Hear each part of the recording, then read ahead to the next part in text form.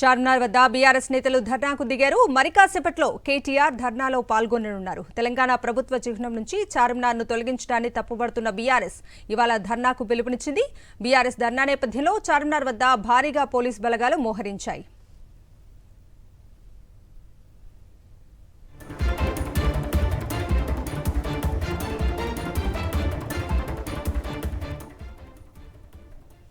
చార్మినార్ వద్ద బీఆర్ఎస్ నేతలు ధర్నాకు దిగారు.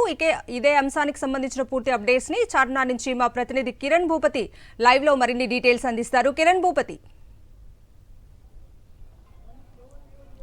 రాష్ట్ర అధికారిక చిహ్నంలో ఇటు చార్మినార్తో పాటు కాకతీయ కళాతోరణం తొలగించడం అనే అంశాన్ని వార్తల నేపథ్యంలో పూర్తిగా బీఆర్ఎస్ పార్టీ అభ్యంతరం వ్యక్తం చేస్తుంది.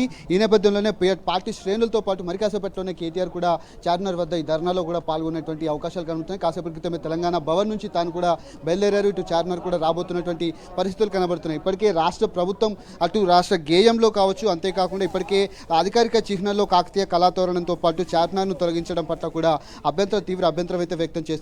కావాలనే ఇటు అటెన్షన్ డైవర్షన్ పాలిటిక్స్ పాటిస్తూ కాంగ్రెస్ ప్రభుత్వం చేసినటువంటి కుట్రలను తిప్పికొట్టేందుకు ఖచ్చితంగా చార్మినార్ యొక్క విశేషాలని కూడా చెప్పనున్నారు. ప్రపంచవ్యాప్తంగా గుర్తింపు పొందినటువంటి వారసత్వ సంపదగా చార్మినార్ వస్తుంది. ఎక్కడ కూడా రాచరికపు ఆనవాళ్లు లేవు. ఇదంతా కూడా వారసత్వ సంపదగా వస్తుంది. దీన్ని ఆ రాజకీయ కోణంలో కాకుండా మానవతా దృక్పథంతో కావచ్చు, ఇటు పూర్తిగా ఆత్మగౌరవ ప్రతీకగా దీన్ని గుర్తించాలని కూడా ఇప్పటికే కోరుతున్నటువంటి నేపథ్యంలో ఇప్పటికే నిన్న వరంగల్ జిల్లా నేతలందరూ కూడా ఆ కాకతీయ కళాతోరణం వద్ద కూడా నిరసన వ్యక్తం చేశారు. ఈరోజు చార్మినార్ వద్ద కూడా బీఆర్ఎస్ పార్టీ శ్రేణులు కావచ్చు, ఇటు బీఆర్ఎస్ వర్కింగ్ ప్రెసిడెంట్ కేటీఆర్ కూడా నిరసన కార్యక్రమంలో కూడా పాల్గొనబోతారు. ఇప్పటికే పార్టీ శ్రేణులందరూ కూడా చార్మినార్కు చేరుకున్నారు.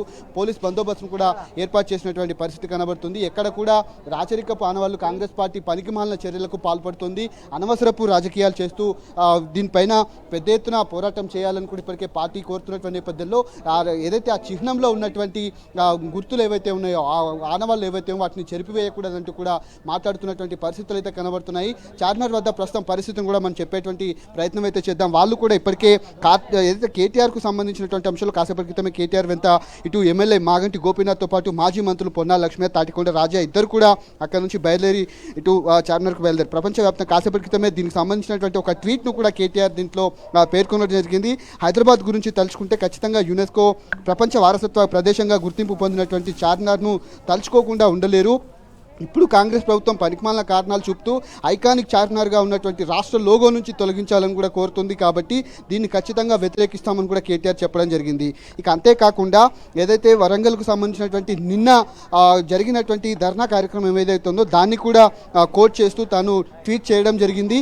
అందులో ఉన్నటువంటి కారణాలు కూడా పూర్తి స్థాయిలో చెప్పడం జరుగుతుంది. ఖచ్చితంగా ఈ అంశాన్ని ఏదైతే రాష్ట్ర ప్రభుత్వం తీసుకోబోయేటువంటి నిర్ణయం ఏదైతే ఉందో దాన్ని పూర్తిగా వ్యతిరేకిస్తూ ఉన్నారు. ఇక అంతేకాకుండా రాష్ట్ర గేయాన్ని కూడా తెలంగాణ ఇతరులకు కేటాయించడం, వాళ్ళ ద్వారా పాడించడం అనేది కూడా కొంత వ్యతిరేక పవనాలు అయితే వీసినటువంటి పరిస్థితులు అయితే కనబడుతున్నాయి. ప్రస్తుతం మరికాసేపట్లోనే కేటీఆర్ కూడా ఇక్కడికి రాబోతున్నారు. తాను చార్మినార్ విశేషాలు కావచ్చు, కాకతీయ కళాతోరణం కావచ్చు, అంతేకాకుండా రాష్ట్ర అధికారిక చిహ్నం ఏదైతే ఉందో దాని గురించి ఏం మాట్లాడతాననేది కొంత ఆసక్తికరంగా మారింది. మరికాసేపట్లోనే కేటీఆర్ అయితే ఇక్కడికి రాబోతా ఉన్నారు. Kavitha. Right Kiran, thank you.